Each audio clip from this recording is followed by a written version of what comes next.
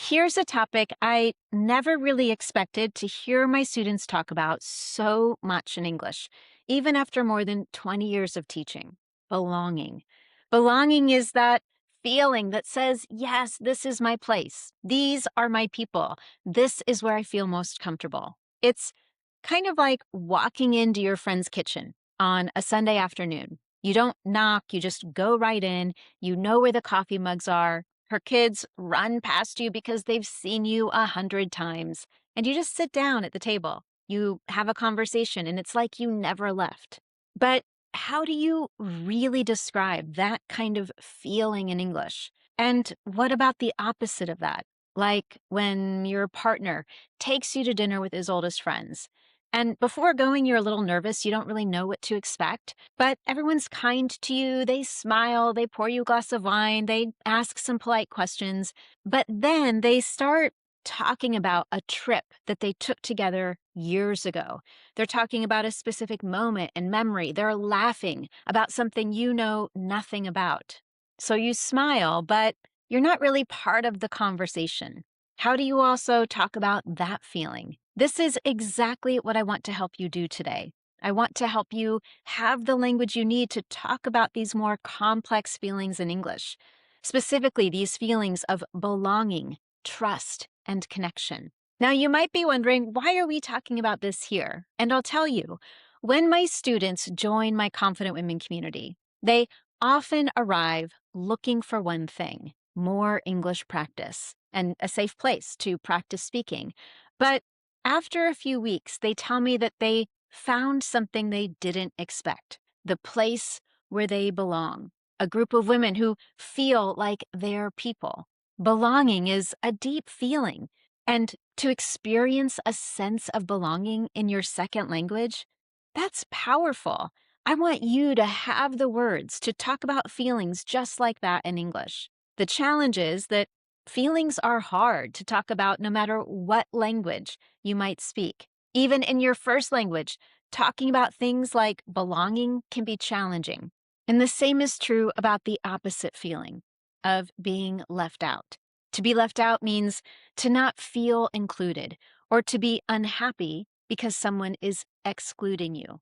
For example, I know I shouldn't feel this way in a new workplace. I just started this job, but I do feel a bit left out of most conversations. As I said, these feelings of belonging and being left out are complicated.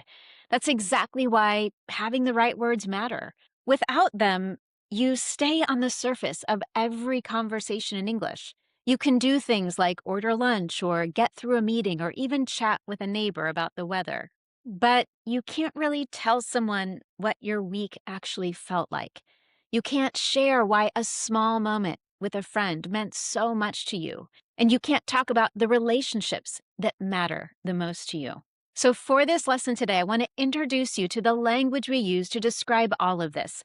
And we'll start with our first category: welcoming and being welcomed by someone else. When someone wants you to feel included, they find ways to pull you closer. In English, the phrases we use are all actions. Someone does something to make you feel included. And here are some of the phrases we use to describe that moment when someone chooses to include you.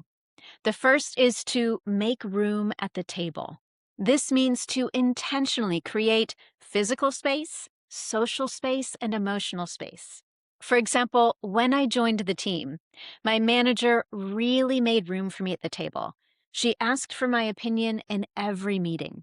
Now, I want to highlight that when we use this phrase, it doesn't have to be a physical, real table.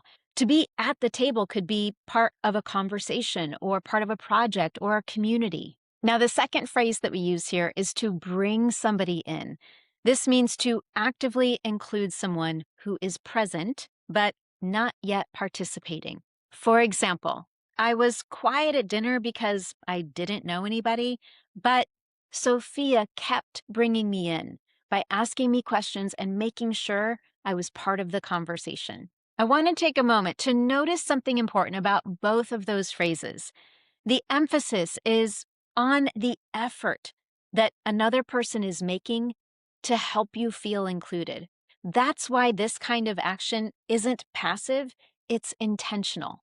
Now, here's one more phrase that you're more likely to hear in a professional setting: to have a seat at the table. This means to be included in important conversations and decisions, especially at work. For example, as a junior designer, I didn't expect to have a seat at the table when the company was deciding its brand new direction. But my manager pushed for me to be included due to my experience. Now, we've got two phrases here that are very similar. They both talk about being at a table. So let's make sure the difference is clear.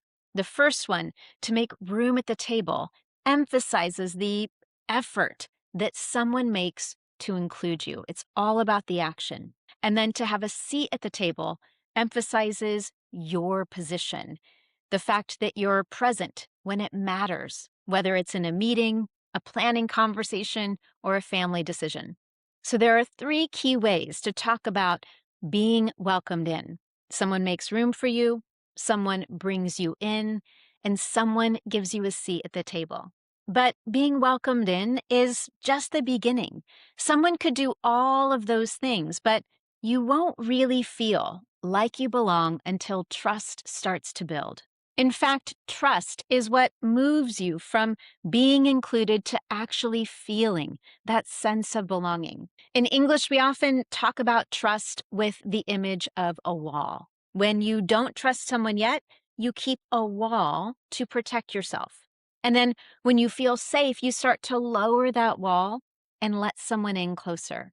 So, with that in mind, here are some phrases we use to talk about different levels of trust. The first is to let one's guard down. This means to stop protecting yourself emotionally and to allow yourself to be open, honest, or vulnerable. With this particular phrase, you can think of guard as a wall that you've put up at first to protect your feelings, and you're beginning to lower it. For example, I was nervous at the team dinner, but after a few minutes, I let my guard down and I actually enjoyed myself. This particular phrase helps us describe that emotional protection that we carry when meeting somebody new. And letting it down is usually a positive moment that means you feel safe enough to relax. The next phrase here is to let someone in. This means to allow someone to know your true self, including your thoughts, feelings, struggles, or even personal life. For example, it took almost a year to let my coworkers in, but once I did, I realized how much I had been missing. Now, both of these phrases describe lowering your emotional protection, but in different ways. Letting your guard down is relaxing in a moment or in a particular environment. In contrast, letting someone in is about letting someone be closer to your authentic self. So at this point, let's say that you've been welcomed in, you've started to trust others, and others are starting to trust you. So now you're not standing at the edge anymore. You're part of the conversations, the group, and you're enjoying yourself. In English, we describe this feeling using words about the location, where you stand, who you're next to, and what room you're in. With that in mind, here are three phrases that we use to describe that feeling of real connection and belonging. The first is to be on the inside. This means to have access to information, to trust, or to relationships that other people might not have.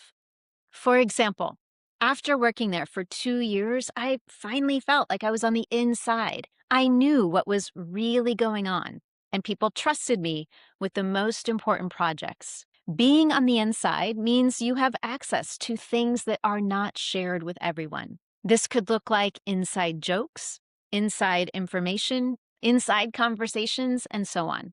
The second phrase here is to be in someone's circle. To be in someone's circle means to be part of a close group of friends, family, or trusted people. For example, it took me years, but I'm finally in her circle. She invites me to the small gatherings that she hosts, not just the big parties.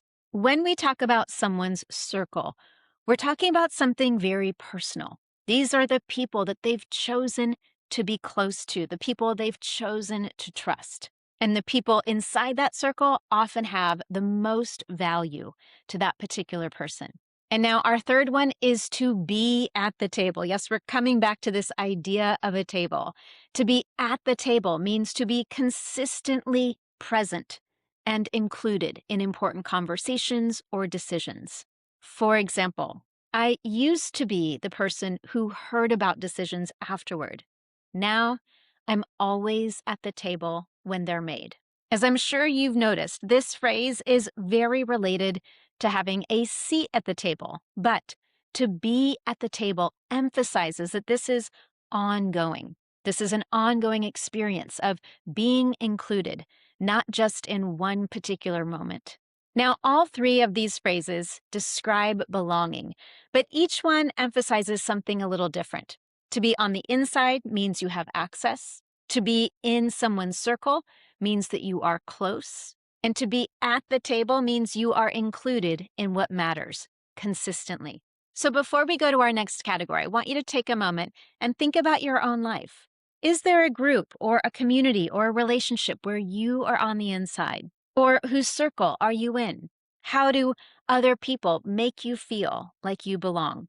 Now, if you'd love to experience that same kind of belonging in English conversations with women from all over the world, that's exactly what you'll find inside the Confident Women community. The CWC is my English-speaking practice community for women. It's where you get the words and the confidence you need for the conversations you want in English. And it's where my students tell me again and again that they found their place. If that sounds like something you've been looking for, I'll leave a link with more details in the notes below. And now we're going to flip everything. So far, we've talked about the language of being welcomed in, trusted, and feeling like you belong. But sometimes the experience is the total opposite. You're on the outside, or maybe you've stepped back on purpose to protect yourself. English has just as much language for this side of the experience. And like the phrases we've already learned, these are built on physical images like doors that close or walls that go up and warmth that disappears. So for this section, we're going to look at two different sides of this. We'll start with the feeling itself of being excluded, and then we'll also talk about what causes it. So the first phrase here is to be on the outside looking in. This means to feel excluded from a group, a relationship, or an experience that you can see you're not a part of. For example, everyone at the office had inside jokes from before I joined the team, and for months I felt like I was on the outside looking in. In English, we use this phrase to describe that feeling of watching from a distance. It doesn't necessarily blame anyone. Instead, it just names the situation that you're going through, the feeling that you have. Now, sometimes that distance that we feel is something that another person or another group actively creates. So when they're doing that, you might use one of these phrases.